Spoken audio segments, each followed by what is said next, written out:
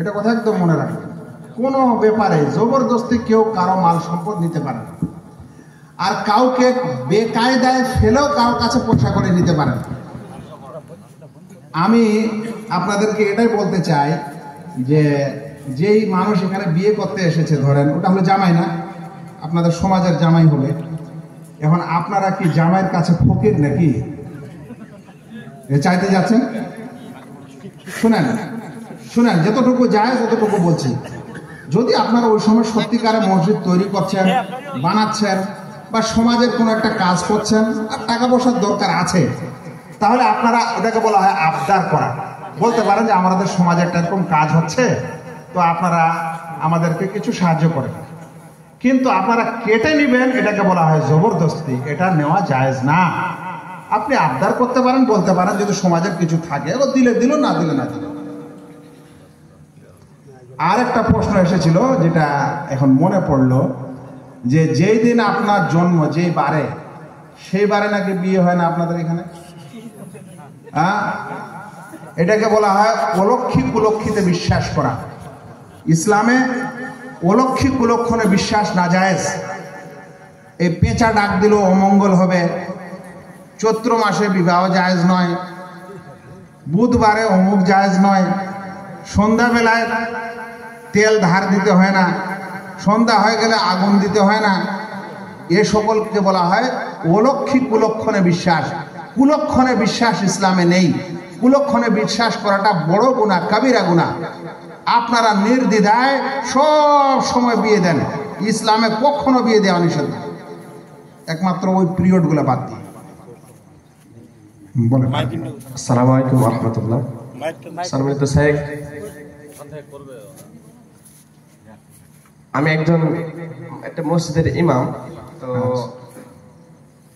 একজন আমার মুসল্লি আমাকে জিজ্ঞাসা করলো এই যে কোন স্বামী এবং স্ত্রী যদি তার কোনো সেই সম্পর্কে দূরত্ব সৃষ্টি হবে, তো এটা আমি তাকে সম্পূর্ণ উত্তর দিইনি, কারণ এটা আমার জানা নাই। এটা জানতে চাইছিলাম। যদি তাহলে সেটাকে মিটিয়ে নিতে হবে, কিন্তু মনোমালিন্যটাকে বেশি করা যাবে না। আরবের সমাজে তারা কসম খেয়ে নিত এরকম সময়, যে আমি তোমার সাথে সহবাস করব না।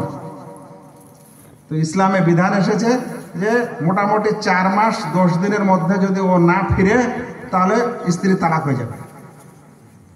সেজন্য মনোমালিন্য হলে চেষ্টা করতে হবে মিলন করার, না তো দূরে থাকা। দূরে থাকলে তো আরো দূরে হবে। আচ্ছা, বাকি থাকলো যদি 1-2 দিন দূরে থাকার কারণে যদি মিল মহব্বতটা বেশি ভালো হওয়ার সম্ভাবনা থাকে, তাহলে থাকবে না। এটা এমন কোনো বড় বিষয় না। কিন্তু যদি দূরে থাকতে গিয়ে আরো খারাপ হয়, তাহলে দূরে থাকবেন না, ওই দিন আবার একসাথেই ঘুমাবেন। হ্যাঁ বলেন, আর কারো কিছু ছিল? সালাম। আমার প্রশ্ন,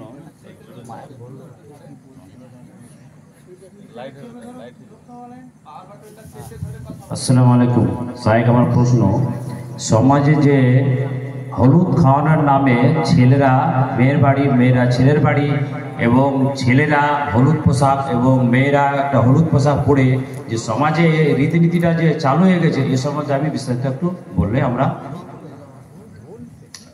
বিয়েটা ইসলামে খুব সহজ, কিন্তু ঝামেলার বানিয়েছি আমরা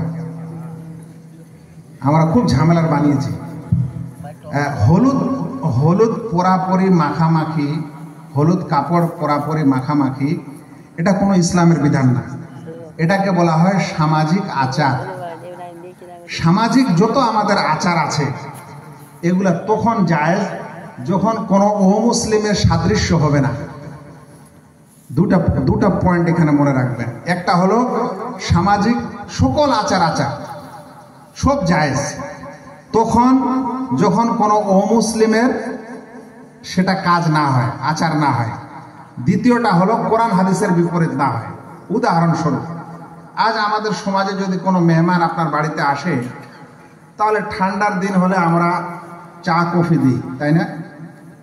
আর গরমের দিন হলে ঠান্ডার জিনিস দিই। এটা আচার। এটা কি আচার? কিন্তু আপনি এমনও কিছু দেশ পাবেন, ওখানে যদি যান তাহলে আপনাকে প্রথমে মদ দিবে, ওটা একটা আচার। কিন্তু ওটা জায়েজ নয়, কারণ সেটা শরিয়া বহির্ভূত। আচ্ছা, এখন এমনও আচার হতে পারে যে আপনি যখন বাড়িতে ঢুকবেন তখন আপনার পায়ে যখন প্রথম পাটা ফেলবেন ওখানে একটা চালের দানা রাখবে, কিছু রং টং রাখবে, পাটা ফেলবেন, তারপর আপনাকে ভিতরে ঢুকতে দিবে। এটা একটা আচার, কিন্তু এটা হলো অমুসলিমি প্রথা, যেখানে তারা লক্ষ্মী কুলক্ষণের বিশ্বাসের কারণে এরকম করে। তো সমাজের এই আচারটা, হলুদ পরানো, হলুদের দিন এভাবে করানো, এটা কোনো ইসলামিক আচার নয়, এটা অমুসলিমদের থেকে আসা। আমি যতখানি জানি, ওবিসি সার্টিফিকেট আপনাদের অনেকেই আছে। ওবিসি সার্টিফিকেটের সময় কিছু কথা লেখা থাকে, তার মধ্যে একটা যে আপনারা বিবাহ শাদী কিভাবে করেন, হলুদ মেখে। তার মানে হলুদ মাখার আচারটা আমাদের সমাজে, আমাদের প্রাচীন অমুসলিমদের সভ্যতা, সেখান থেকে এখন আমাদের মাঝে আছে। এজন্য এগুলা পরিত্যাগ করাই উত্তম।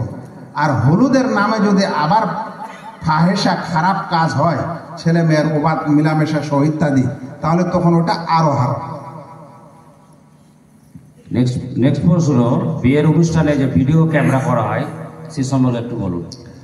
বিয়ের অনুষ্ঠান হোক বা যে কোনো অনুষ্ঠান হোক, যদি ওটাতে শরীয়তি কোনো লাভ না থাকে, তাহলে এরকম কোনো ভিডিও করা যায় না, আর না ফটো করা যায়। যেই ভিডিও ও ফটোতে শরীয়তি উদ্দেশ্য থাকে না, সে সকল ভিডিও ফটো না যায়। এর ব্যাখ্যা বিশ্লেষণ দিতে পারবো না এখন, আর বলতে বললে ইনশাআল্লাহ ওটা বুঝে দিতে পারবো, কিন্তু এখন নাই। কিন্তু এটা সাধারণ উত্তর। ঠিক হয়ে গেছে ভাই, সময় প্রায় 12টা।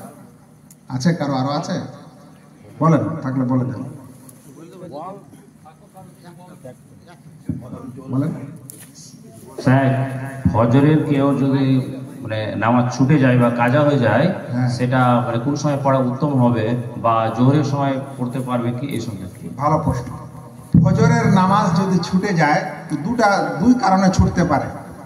একটা হলো যে সে চেতন পাচ্ছে, পেয়েছে, আজানও শুনেছে, শুনতে পাচ্ছে, ডেকেছে, তাও উঠে না, আর এরকম করতে করতে সূর্য উঠে গেল, তাহলে এই মানুষের কোনো নামাজ নেই, আর এই মানুষকে তওবা করতে হবে, আর ভবিষ্যতে ছাড়া যাবে না।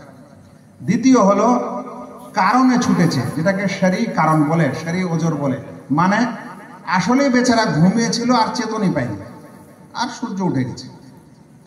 তাহলে ওই ব্যক্তি যখনই চেতন পাবে তখনই তার নামাজের সময়। ভালো করে কথাটা মনে রাখেন।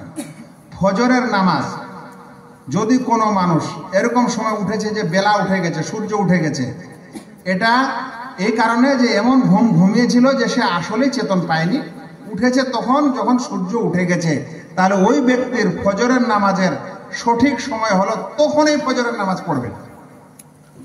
আল্লাহ রাসূল সাল্লাল্লাহু আলাইহি ওয়াসাল্লাম বলছেন, মান নামা আনিস সালাহ আও নাসিয়াহা ফালিউসাল্লিহা ইযা যাকারাহা। যদি কোনো মানুষ নামাজ ভুলে যায় কিংবা ঘুমিয়ে যায় নামাজ হতে, তাহলে যখনই স্মরণ আসবে তখনই নামাজ পড়ে নিতে হবে, যখনই ঘুম থেকে উঠবে তখনই সেই নামাজ পড়ে নিতে হবে। তার মানে হলো, আপনি ধরেন জোহরের সময় কোনো কারণে নামাজ ভুলে গেছেন, আর বাড়িতে আসেন, আসরের আজান হচ্ছে, মনে পড়ে রে জোহরের নামাজ পড়েনি, মানে এখন আপনার স্মরণ আসলো, এখনই আপনাকে ওটা পড়তে হবে। রাসূল সাল্লাল্লাহু আলাইহি ওয়াসাল্লাম হাদিসটাতে এটাও বলেছেন, এটাই হলো ওই গুনাহের কাফারা। এই যে ভুল ত্রুটি হলো, এর কাফারা এটাই। এইভাবে ফজরের যখনই উঠলেন তখনই ওই নামাজ, তাহলে আপনার কাজা হবে না, এটা আদায় হবে। নেক্সট প্রশ্ন, যে আমাদের সমাজের ছেলে মেয়ে এই যে জন্মদিন, যে বছর লাগলো বা যেই দিনে, এই যে অনুষ্ঠানটা মোটামুটি আমাদের সমাজে ছড়িয়ে পড়েছে, এই জন্য একটু আপনি বলুন। জন্ম দিবস পালন এটা একটা আচার, কিন্তু একটা খ্রিস্টানি আচার। সোজা যে নীতিগুলা বুঝাই দিলাম না, এটা এইভাবে মেনে যাবে না। এটা একটা আচার, যে জন্মদিন পালন করা। জন্মদিন পালনটা মানে আপনি আশ্চর্য হবেন যে হিন্দুদের মধ্যে জন্ম দিবস পালন নেই। বেদে বা পুরাতন হিন্দুদের সমাজ, আরব্য সমাজ কোনোদিন জন্ম দিবস জানতো না। এটা এসেছে বাইজেন্টাইন সভ্যতা থেকে। যারা ইতিহাসের ছাত্র হয় বাইজেন্টাইন সভ্যতা সম্পর্কে পড়ে হবে। ওই বাইজেন্টাইন সভ্যতা, খ্রিস্টানি সভ্যতা, সেই সভ্যতায় জন্মদিবস ছিল। সেই জন্মদিবস খ্রিস্টানরা পালন করে। এই জন্মদিবস পালন করাটা এখন আমাদের ভারতবর্ষের অমুসলিমদের মাঝেও 99% হয়ে গেছে। আর তার থেকে এখন আমাদের মুসলিম সমাজেও হয়তো 50-50 চলে এসেছে। বলছিলাম ইতিপূর্বে, এগুলা হচ্ছে সামাজিক আচার। যখন এটা অমুসলিমের সাথে মিলবে তখন সেটা করা যাবে না। সেজন্য এটা খ্রিস্টানি সভ্যতা, এটা আমাদের জন্য করা নাজায়েজ। আল্লাহ রাসূল সাল্লাল্লাহু আলাইহি ওয়াসাল্লাম বলছেন, মান তাশাব্বাহা বিকওমিন ফাহুয়া মিনহুম। যে ব্যক্তি কোনো বিধর্মী কওমের সম্প্রদায়ের অনুকরণ করবে সে তাদেরই অন্তর্ভুক্ত হবে। আসসালামু আলাইকুম সাহেব, আমার একটি প্রশ্ন আছে। আমি আপনার কাছে কিছু সময় চেয়ে নিচ্ছি যে আমাদের গ্রাম এবং পার্শ্ববর্তী হতেই হবে এরকম না। হালাল ইনকামের জন্য আপনাকে আপনার সমাজের যা কিছু পদ্ধতি আছে, স্কোপ আছে, সেগুলো খুঁজে বের করতে হবে আর হারামটা ছাড়তে হবে। উল্লেখ্য, হারাম পদ্ধতিতে ইনকাম করাটা সহজ এবং এতে মজা বেশি লাগে, কিন্তু এর পরিণামটা খুব ভয়াবহ। সেজন্য আপনাকে যদি ডবল সরকারি সাহায্য পান, লক্ষ্মীর ভান্ডার ডবল তো নিবেন। সরকারি সাহায্য নাজায়েজ নয় যদি তারা কোনো খারাপ না দেয়, কিন্তু এমন কোনো জিনিসে যাবেন না যেটা স্পষ্ট হারাম। তবে আমি বলবো অনেক সমস্যা। দেখেন, মুর্শিদাবাদের সমাজে বিড়ির সমস্যা, এটা আমাদেরকে সবসময় প্রশ্ন করে যে বিড়িটা ছেড়ে দিলে আমাদের বাড়িতে কি খাবে না খাবে সব এই অবস্থা হয়ে যাবে। কিন্তু মুর্শিদাবাদের এখন অনেক যুবক, অনেক বাড়ি বিড়ি বাঁধা ছেড়েছে এবং হালাল ইনকাম করছে আলহামদুলিল্লাহ, দাওয়াত তাবলীগের ফলে। আর ওদের কাছে নতুন জিনিস এসেছে, কেউ কাপড় বুনছে, কেউ রেশমের করছে, কেউ আরো কিছু করছে, কেউ এই যে মুদিখানার দোকান টোকানের এই সকল ব্যবসায় জড়িত হয়েছে, হয়ে একটা কাজ করছে। তো আপনাদের ফাইন্যান্সের এই বিষয়টা আমি ভালো জানি না এখানে কি পদ্ধতিতে হয় না হয়, তবে যদি সেটা সুদি লেনদেনের বিষয় থাকে তাহলে অবশ্যই সেটা বর্জন করতে হবে। করার পর হালাল ব্যবসা বাণিজ্য যেগুলা আমাদের সমাজে আছে সেগুলো ধরতে হবে।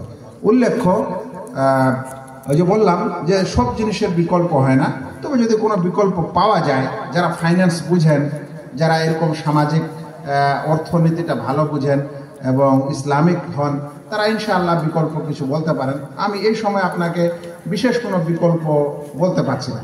এটা চিন্তা ভাবনার বিষয়, বুঝে সুঝে কোনো কিছু করার বিষয়, সেটা আপনারা ওইরকম মানুষকে জিজ্ঞাসা করলে বেশি ভালো হবে। ঠিক।